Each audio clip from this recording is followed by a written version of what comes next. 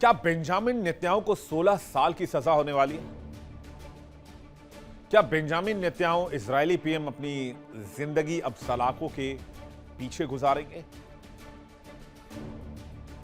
चलिए इस खबर को जानते हैं।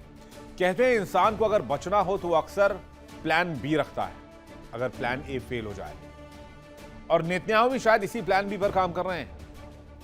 ईरानी विदेश मंत्री अब्बास अरागची ने बेंजामिन नेतन्याहू की दुखती रग पर हाथ रखा।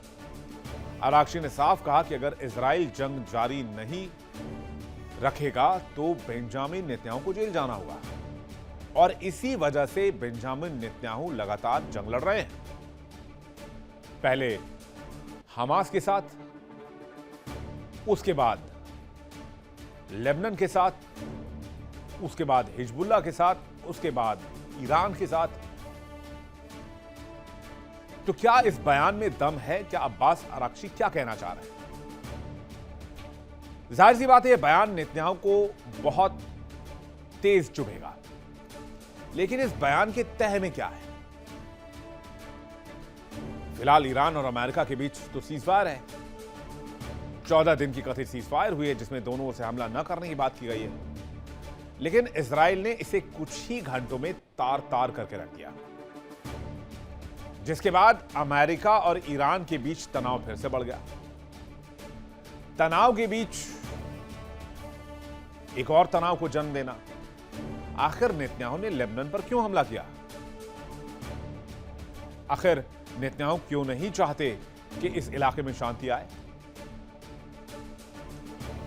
इस खबर को समझने के लिए आपको नेतन्याहू के अभी तक के पॉलिटिकल करियर और उनके एलिगेशंस को खंगालना होगा। आइए इस खबर को डिटेल से समझते हैं। कहते हैं इजराइल में रविवार से उनके खिलाफ चल रहे भ्रष्टाचार के मामलों की फिर से सुनवाई शुरू हो सकती है, और माना जा रहा है कि इस दौरान उनके खिलाफ सजा का ऐलान भी किया जा सकता है। इसलिए अब्बास अरागची नेतन्याहू को निशाने पर ले रहे हैं, और अब्बास अरागची जो हैं वो कूटनीतिक चाल भी चल रहे हैं, क्योंकि इजराइल के अंदर ही लोगों का जो सेंटिमेंट है वो बेंजामिन नेतन्याहू के खिलाफ है। तो अब्बास अरागची ने नेतन्याहू पर निशाना साधा। उन्होंने कहा कि युद्ध विराम अच्छी तरीके से लागू हो गया तो नेतन्याहू को जेल जाना पड़ेगा, और बाकी की बची खुची जिंदगी जेल के पीछे गुजारनी पड़ेगी। ईरान से सीजफायर के बाद लेबनान पर हमला, जेल जाने के डर से जंग चाहते हैं नेतन्याहू, रिश्वत, धोखाधड़ी जैसे कई गंभीर आरोप नेतन्याहू पर चल रहे हैं। यानी मिडिल ईस्ट में शांति की हर संभव कोशिश जारी है, लेकिन इस कोशिश पर इजराइल बार बार पानी फेर देता है। अब आप देख लीजिए कि इस्लामाबाद में बातचीत होनी थी, लेकिन इस्लामाबाद में बातचीत से पहले इजराइल ने लेबनान पर ताबड़तोड़ मिसाइल ठोके और 10 मिनट में 100 मिसाइल दागे। नतीजा क्या हुआ? ईरान भड़क गया और वो इस्लामाबाद पीस टॉक से पीछे हट रहा है। क्यों कर रहे हैं नेतन्याहू ऐसा? कहते हैं रविवार से नेतन्याहू के लंबे समय से चले आ रहे भ्रष्टाचार केस की फिर से सुनवाई होने जा रही है, जब तक कई बार जंग की वजह से टाली जा चुकी है। और अब जब इमरजेंसी हटाई गई है तो अदालत की प्रक्रिया फिर से रिज्यूम होगी। ऐसे में अंतर्राष्ट्रीय दबाव, राजनीतिक बयानबाजी और सैन्य हालात कुल मिलाकर इस केस को मजबूत बना रहे हैं, और बेंजामिन नेतन्याहू के लिए हालात विरुद्ध बना रहे हैं, क्योंकि मामला सिर्फ एक नेता के खिलाफ आरोपों का नहीं बल्कि इजराइल की राजनीति और न्याय व्यवस्था की विश्वसनीयता की परीक्षण में बन चुका है। अब क्या केस है? केस बहुत गंभीर है भाई साहब। इजरायली पीएम नेतन्याहू पर 3 बड़े मामले हैं। तीनों केस में नेतन्याहू पर भ्रष्टाचार के आरोप हैं। इजराइल में इस केस पर सुनवाई शुरू होने वाली है। इससे राजनीतिक माहौल और गर्मा गया और विपक्ष को एक बहुत बड़ा मौका मिल गया। पूरा विपक्ष कह रहा है कि नेतन्याहू एक फेल प्रधानमंत्री है। इसलिए नेतन्याहू ने कहा है कि लेबनान में कोई सीजफायर नहीं है, उन्होंने हमला जारी रखा हुआ। ये एलिगेशन लगाए जा रहे हैं, क्योंकि दुनिया जानती है कि नेतन्याहू ने सीजफायर किया तो फिर उनके कंडीशंस इजराइल के अंदर खराब होते चले जाएंगे। इसलिए नेतन्याहू को आपने सुना होगा, बार बार कहते हैं कि इजरायली सेना कार्रवाई जारी रखेगी। उनके ऊपर आरोप है कि नेतन्याहू ने प्रधानमंत्री वो जब बने 2019 में, इजरायली पीएम जब बने, रिश्वत, धोखाधड़ी और विश्वास भंग जैसे गंभीर आरोप लगे। नेतन्याहू इसे राजनीतिक साजिश कहते हैं, लेकिन कोर्ट में तो प्रूव करना होगा। उनके ऊपर अवैध लेन देन के एलिगेशन लगे, नेतन्याहू कहते हैं अवैध लेन देन से हमारा कोई मामला नहीं, हमारा कोई संबंध नहीं है। साउथ चाइना मॉर्निंग की एक रिपोर्ट बताती है कि केस 1000 को गिफ्ट अफेयर कहा जाता है।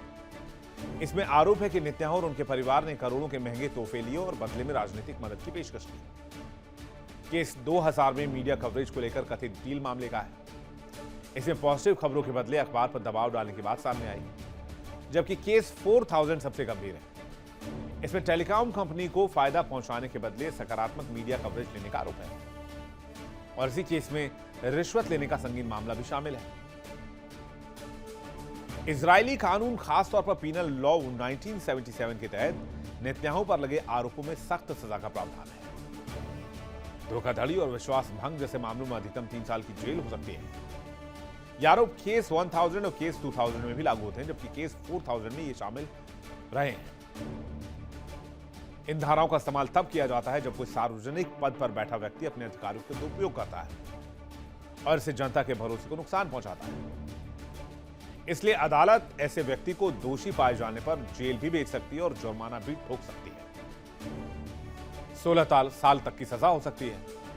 लेकिन क्या सजा 16 साल की ही होगी? यह सबूत, गवाहों और मामले की गंभीरता पर डिपेंड करेगा। केस 4000 में लगे रिश्वत के आरोप सबसे गंभीर है। इजरायली कानून के मुताबिक इस अपराध में कम से कम 10 साल तक की जेल और भारी जुर्माने का प्रावधान है।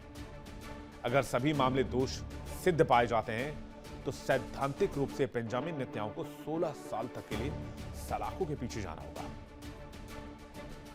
तो क्या जेल जाएंगे इजरायली पीएम?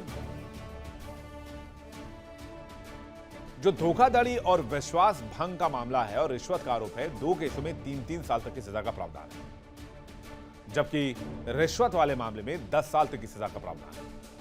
अगर आप तीनों को जोड़ दें तो 16 साल जेल होने की संभावना है। यानी अगर जंग रुकी तो नेतन्याहू फौरन जेल के पीछे होंगे। हाल ही में एक डायरेक्टर ने एक डॉक्यूमेंट्री बनाई थी जिसमें बताया गया था कि किस तरह से नेतन्याहू ने इजराइल को नुकसान पहुंचाया। उसमें हमास को जंग के लिए पैसे भेजने का भी आरोप लगा था। डॉक्यूमेंट्री में दावा किया गया कि नेतन्याहू ने जानबूझकर हमास को फंडिंग को बढ़ावा दिया। 2018 में नेतन्याहू ने कतर से आने वाले लाखों डॉलर के सूटकेस सीधे गाजा पहुंचाने का रास्ता साफ किया। इस डॉक्यूमेंट्री में दावा किया गया है कि इसका मकसद था कि गाजा में फूट डालो और राज करो। नेतन्याहू चाहते थे कि हमास मजबूत रहे और फिलिस्तीन के खिलाफ वो मजबूती से लड़ाई लड़े, यानी वो अपनी पैठ फिलिस्तीनी सरकार के खिलाफ मजबूत रखे। हमास को काफी समय तक नेतन्याहू ने पैसे भेजे। नेतन्याहू की रणनीति थी फिलिस्तीन को 2 टुकड़ों में बांट दिया जाए, एक तरफ फिलिस्तीन सरकार, दूसरी तरफ हमास राज करेगा।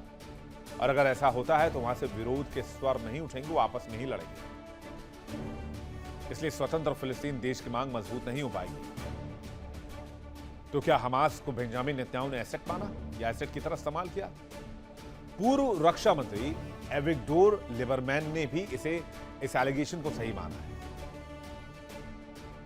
दावा तो यहां तक किया जाता है कि 2023 में इजराइल में जो अटैक हुआ वो 2018 वाली फंडिंग से जुड़ा हुआ था। इस मामले में अलग से इन्वेस्टिगेशन है। लेकिन उससे पहले अगर ये जो केस की सुनवाई शुरू हो रही है और नेतन्याहू दोषी पाए गए तो जेल जाना पड़ सकता है, वो भी तब जब इजराइल सीजफायर के हालात में होगा। और इसी वजह से अगर सीजफायर घोषित नहीं हुआ और जंग जारी रही तो नेतन्याहू की केस में सुनवाई फिर से टल जाएगी। उधर इजराइल में अगला आम चुनाव 27 अक्टूबर 2026 या उससे पहले होने की संभावना है। हालांकि 7 अक्टूबर 2023 के हमलों के बाद गाजा युद्ध की वजह से नेतन्याहू सरकार के खिलाफ भारी नाराजगी है।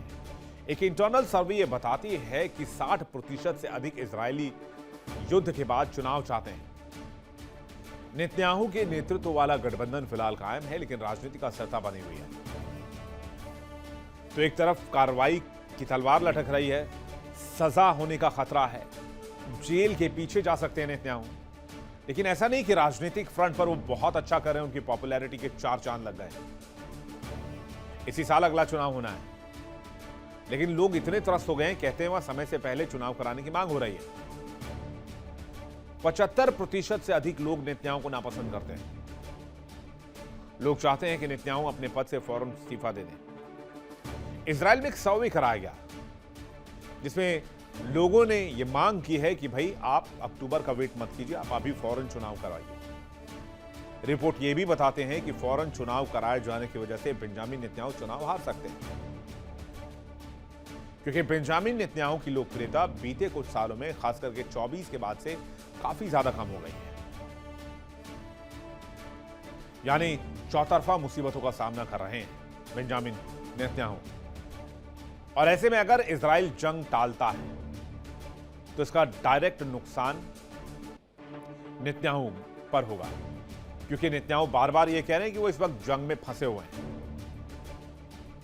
और बार बार इसी वजह से उन्हें कानूनी प्रक्रिया से इम्यूनिटी मिलती रही है। लेकिन क्या अब उन्हें इम्यूनिटी मिलेगी या फिर अब उन्हें जेल की सलाखों के पीछे जाना ही पड़ेगा? यह देखने वाली बात होगी। और अगर बेंजामिन नेतन्याहू जाते हैं तो क्या इजराइल वाकई अपना वॉर मोड ऑन रखेगा या इजराइल भी शांति की राह चुनेगा? इस खबर पर हमारी नजर रहेगी। देखिए इंडिया डेली 24/7 अब आपके स्मार्ट टीवी पर। इंडिया डेली मौजूद है सभी डिजिटल प्लेटफॉर्म पर लाइव और लगातार। इंडिया डेली 24/7 हर दिन राष्ट्र को समर्पित।